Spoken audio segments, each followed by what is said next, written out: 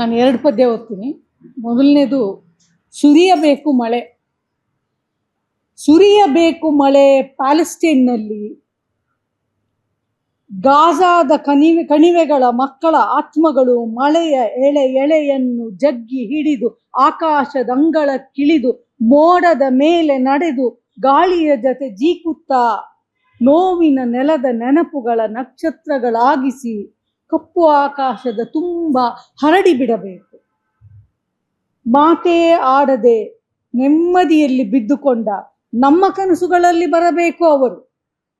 ಮಲಗಲು ಬಿಡದೆ ತಮ್ಮ ದುರಂತ ಕಥೆಗಳ ರೀಲುಗಳನ್ನು ಮೇಲಿಂದ ಮೇಲೆ ಕಣ್ಣ ಪರದೆಯಲ್ಲಿ ಕಾಣಿಸಬೇಕು.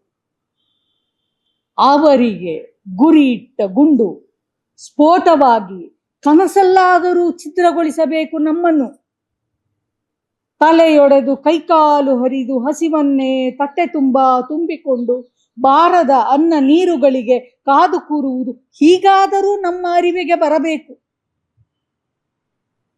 ನೋವಲ್ಲೂ ಮಕ್ಕಳು ನಗುತ್ತಾರೆ, ಆಟವಾಡುತ್ತಾರೆ, ಹಾಡುತ್ತಾರೆ.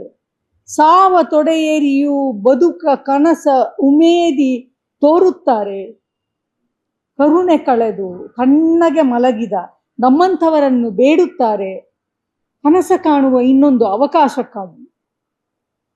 ಒಂದೇ ಸಮನೆ ಸುರಿವ ಈ ರಕ್ತದ ಮಳೆಯಲ್ಲಿ ನರಮೇಧೆಯ ಛತ್ರಿಯ ಅಡಿ ಊರ ಕನಸ ಮಾರಿ ಹಾಹಾ ಹೀಹಿ ಅನ್ನುತ್ತಾ ತಾಮಾಡಿದ ಕೊಲೆಯ ರಕ್ತದ ಕಲೆಯನ್ನು ಗಾಜಾದ ಮಕ್ಕಳ ರಕ್ತದಲ್ಲಿ ತೊಳೆದುಕೊಳ್ಳಲು ಹೊರಟವರ ನಿದ್ದೆ ತುಂಬ ಭಾರಿ ಮಳೆ ಸುರಿದು ಪ್ರವಾಹದಲ್ಲಿ ನೆಮ್ಮದಿ ಕೊಚ್ಚಿ ಹೋಗಿ ಇನ್ನೆಂದೂ ಕನಸೇ ಕಾಣದ ಸ್ಥಿತಿಗೆ ಬಂದು ನಿಲ್ಲಬೇಕು ಅವರು. ಆಗಲಾದರೂ ಕನಸುಗಳಲ್ಲಿ ಕಾಲಿಟ್ಟ ಮಕ್ಕಳು ಕಂಡಾರು ನಮಗೆ. ತಬ್ಬಿಕೊಂಡೇವು ಅವರನ್ನು.